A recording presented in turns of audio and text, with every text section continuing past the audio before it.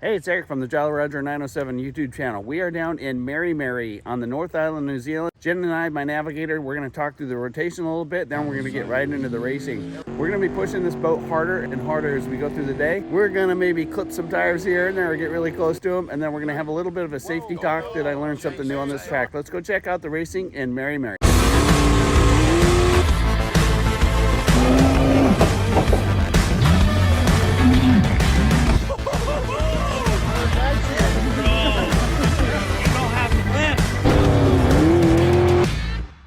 All right, guys, I'm going to make a little bit of a change with this channel. I've kind of had a change of heart, and one of my reasons that I got into the YouTube thing is to just express and show my world of the jet sprint racing and share that to everybody. And one of the things about it that I really like is the raw emotion of it. When you come back from a run, you're doing 80, 90 miles an hour, you're doing 4, 5, or 6 Gs. The emotions run high, and sometimes the byproduct of that is profanity. I try to make my videos as child friendly as possible, but sometimes that profanity slips out, and I honestly feel like editing that out, it kind of loses some of the effect, the raw emotion that I'm trying to convey of the sport, how intense it is. So from now on, if you see this warning right here, the video is going to contain profanity. If you have kids in your living room or wherever you're watching the videos, you might want them to leave. It's not raunchy. It's just the raw emotion that we kind of have from doing this sport. So from now on, if you see that warning, make sure your kids are out of the room if you don't want them to be exposed to it. All right, guys, we are in Meremere on the North Island. We're about an hour south of Auckland, and this is kind of a historic race because this is the last time where they're going to race on this track. As soon as we're done here, this thing's getting filled in, unfortunately, so kind of cool that we'll be a part of the last event. We got to redeem ourselves from the last race, and this is going to be a fun track to do it on. The pits just opened up. They're starting to warm up, and unfortunately, the Bean couldn't make the trip, but I got my trusty neighbor friend. Everybody knows Jen from the 360 that went into the fence at Webb Slough. Is that the last time you were in a boat? Or no, Ontario? Then the silver boat came along. Yeah. And then we did Ontario, or no, one more PA and then one Ontario. Yeah. All right. So she's going to talk us through the rotation. This thing is a little bit, I don't know. There's some super high speed stuff. There's some pretty technical. This track is known for being really high speed, but there is some technical stuff that I think is going to slow it down. All right, Jen. So talk us through. Let's start at the start shoot over there. All right. We come out here. We turn to go wide here all the way around. Shoot across. We're going to left. Go past those 2 islands all the way around the far side. Around wide there. Come back across. We're going to go into the first chicane. The infamous chicane right here is probably going to be the toughest part. It's really quick, really challenging. Everybody's talking about it. So we go through there twice. So we get through the chicane. Yep, chicane 1. Come through all the way around the speed bowl. Okay. We're going to start building up speed. That's probably gonna be the fastest part on this thing. Is we're flying around there, around the whole outside. Yep. We're gonna fly all the way around the outside, tight left into the corkscrew. Yeah. We're gonna go all the way around to that far, tiny little island. Really tight. As soon as we hit that corkscrew, it starts to get technical. Yep. So that's the signal for the tight spots here. So we're gonna start do the corkscrew, come out, immediate left, immediate right. Down here, we're gonna essentially do a huge U-turn. Yep. Hairpin island up here. Go out, take a right. Now I'm gonna be lefting you the whole time. Yep. Now we're gonna start the S. So you're gonna come out here, start your S on the outside, come down, you're gonna go on the outside again. You're gonna start chicane 2. Chicane number 2. Yep, same chicane, second time. Down here, back to the bowl, all the way back around. Tight, all the way around, slight left, and then straight to the finish line. So a figure 8 out there. We're gonna do the chicane. This is called the speed bowl up here because there's essentially no channel, so that's really fast. The speed bowl all the way back into the middle section, through our S, back to the chicane, and out. This is gonna be fun. It's gonna be fast. It's gonna be technical. All the above. One thing that is not used to is having tires line the track. So those things can be hazardous.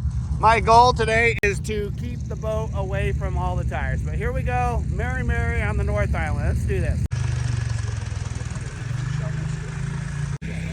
All right. Welcome everybody, and especially to our... That's where I was getting wrong. So we come around. Time to warm up. Let's get some heat in the beast. All right, we're just strapped in the boat. This is our very first run. Got a little briefing from Peter on kind of our strategy.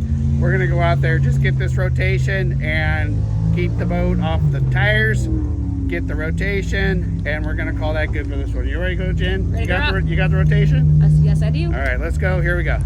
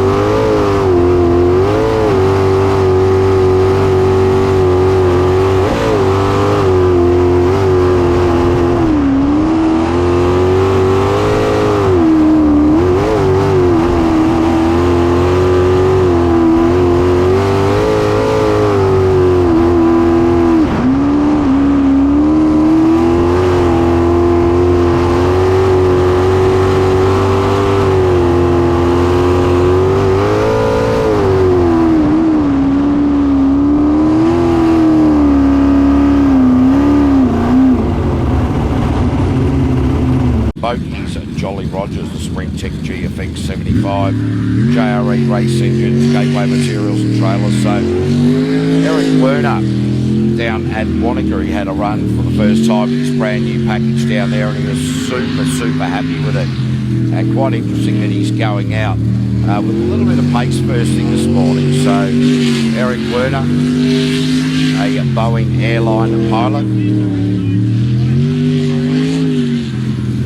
So he's certainly looking goods out there at the moment, this early part of the lap, just loving this new Sprintec package. So he can certainly throw the boat wherever he likes to, was how he's described it to me down at Wanaka. So a lot of these, a lot of Americans over here at the moment just getting their new boats packages sorted out. So that come the 2025 World Series, that they are already on top of what they're planning on doing. So Eric Werner across the line there with a 53.362.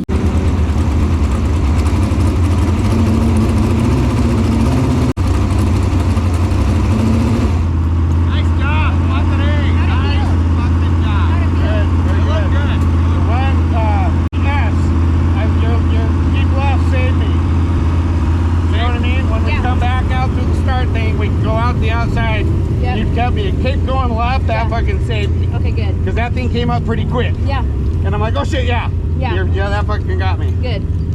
So good job. How are the other signals? Are they fine? I can't really say. I know That's a that good one thing. saved my ass. Okay, good. I'll say that. And if one fucking saves my ass, that's good. Cool.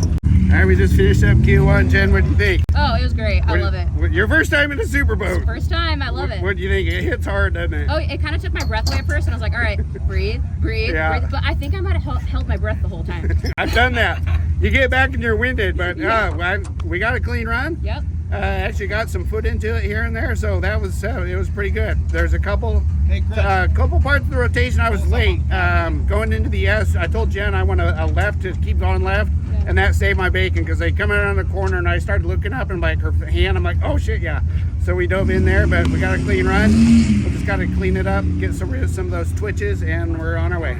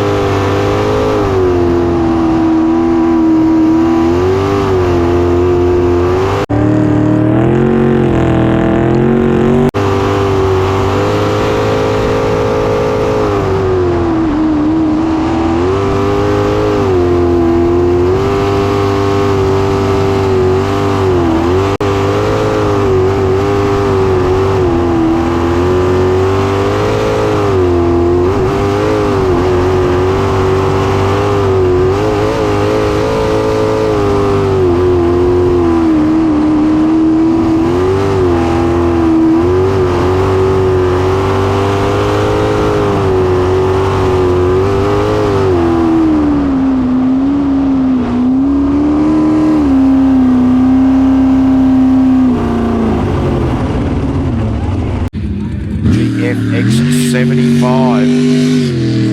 And Eric Werner, in his qualifying round number 1 run, went out quite solidly, and indeed doing this as well in qualifying round number 2. So quite interesting that the pilot from America really going out quite hard.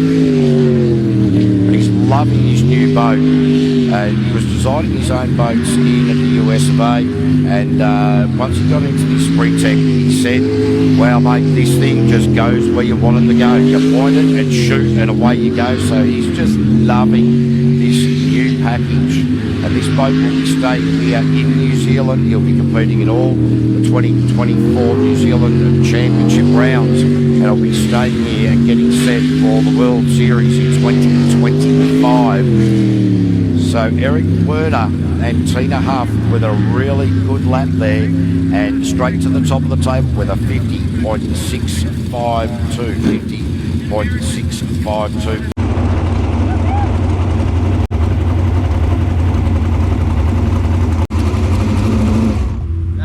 Awesome. Felt good. Look good. That cleaned this spot up so nice, having a little more in it. Yeah. I got so close to the tires. I don't want to be pushing that much yet. I got so close to the tires run. Look good though. Oh god. Where at? Right here, coming through the middle, going through the chicane. Yeah, the into the speed bowl, right before the speed bowl. Out of the chicane and out into the fucking speed bowl. I was like, oh fuck! I touched it. I'm pretty sure I touched it. I looked right at him. I was like, whoop. Yeah, what's going on here? Looking at him's good. Touching him's not. Awesome. That was a pucker moment. Woo! That was great. All right, here we go. We're headed into Q3. Plan is to go harder in the easy sections. And I got to slow down a little bit going through that chicane. I got too close to the tires. I don't like that. I don't want to, you miss that by an inch, it's going to send you in a big old ball. So I don't want to do that, Jen. You ready? I'm ready. All right, here we go into Q3. We just changed the fuel too. Try to add a little more fuel to it.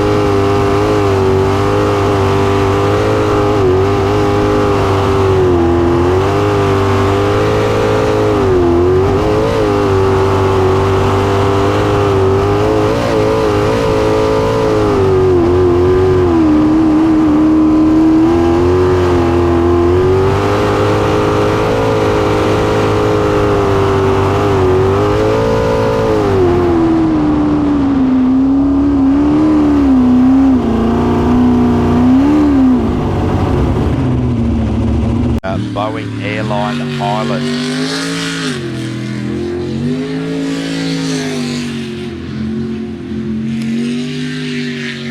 Really quite aggressive out of the blocks right from the start of the day has been Eric Werner. So certainly going to be a very interesting outcome at the end of the day. If he just keeps squeezing on the data that they've been giving from this boat will just be right up there. So a lot of these guys and girls that are going slowly to start, they've got to build the data information up, but Eric Werner and Tina Huff going out aggressively, and through that data, the changes they need to make will be a lot easier to make when they're running at full race pace right from the outset. So as they make their way through this chicane and into the Sprintec Boat's final sweeper and across the line into P1 with a 49.995.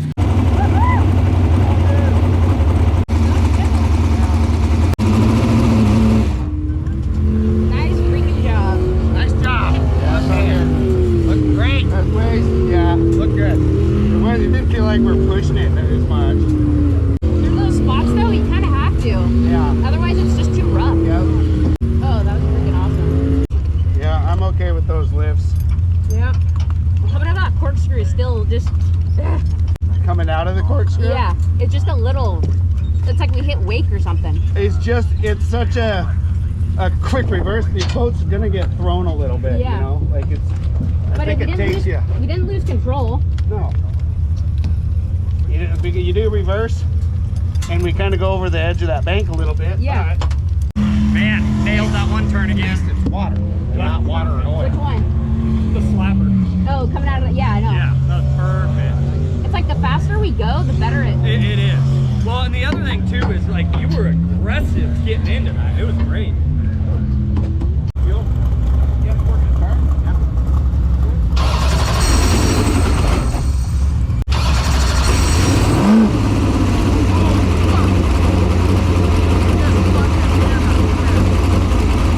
Charges, they're a, you know, whoa, Oh, that's jeez, I bad tell you timing. what, Oh, that yeah. was not a good thing. All right, guys, I decided to take this as an example of how we can learn and do things better and take an approach of humility. I totally screwed that up. I'm the one that started the boat. I'm the one who put the water into Chris and Katie's boat, and I own that. 100% I own it. In the military, when we're flying F-18s, you have to take a very humble approach to this and kind of learn what went wrong, and so you can do it better and not make those same mistakes. So here's the 3 things that I think went wrong on this when I put that water into Chris and Katie's boat.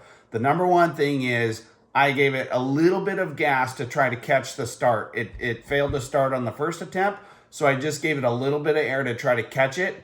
That's where I was completely wrong. It spiked up, that's why I zoomed in, it spiked up to 3,200 RPMs on the boat ramp for a fraction of a second, and that is exactly how much power it took to put that water into Chris and Katie's boat. So that's number one. Number 2, your crew, any of your trailer crew, I think that we're gonna start to implement this is when I'm ready to start, I'm gonna say clear, pause, and I'm gonna look at my crew and have them clear the area behind me every time I hit that starter button. Not just the first time, because if the boat had started on that first time, this wouldn't have happened. So every time I hit that starter button, I'm gonna say clear, pause, let my crew clear out behind me, give me a thumbs up, then hit the starter button. So that's gonna be an implementation that we're gonna do. And then number 3, I've always done this when I'm the guy that's out backing away. I get as far away from the boats that I can. I do not want that to happen because I've seen guys revving them up, getting their engines warm, all that kind of stuff. So the boat ramp is very hazardous. Somebody just asked us on TikTok, are we worried about getting water in our open injection? And yes, this is the perfect example of that. Chris and Katie do not have open injection though, but if that was our boat, we could have put water in there, we could have bent rods, it could have been a very expensive mistake. Anyway, I just wanted to take this pause, show some humility, make the correction so it doesn't happen again. Let's get to the run.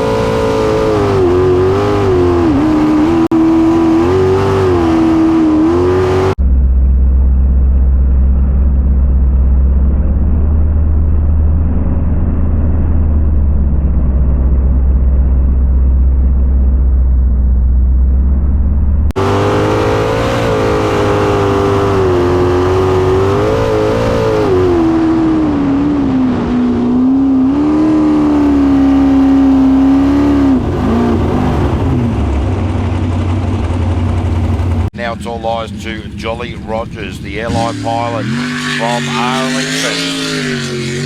Wow, he's just been full of Monday, full of juice right from the start of the day, and really quite surprised at how he has been going about his business right from the outset.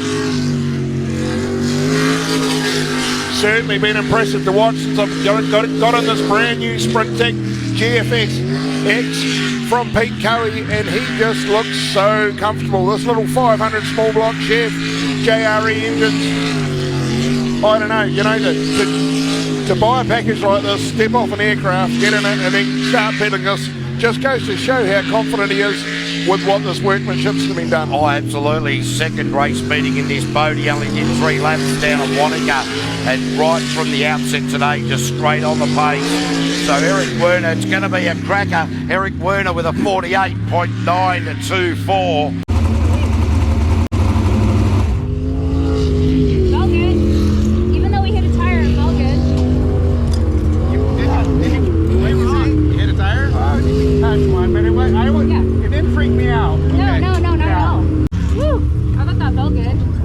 All right, broke my rule, got a little close to the tire again, but it didn't seem bad. I felt like our angle was safe enough to do it or whatever. But I'm curious, our time definitely more in the throttle in spots. I don't know. I felt pretty good with it. I felt great. I wanted to kind of mess with our frame because the boat died in the spin out pool, so we had to do a couple circles. That kind of messed with the brain, but stayed focused, and off we went and had a decent run. All right, off to our lunch break. Let's go.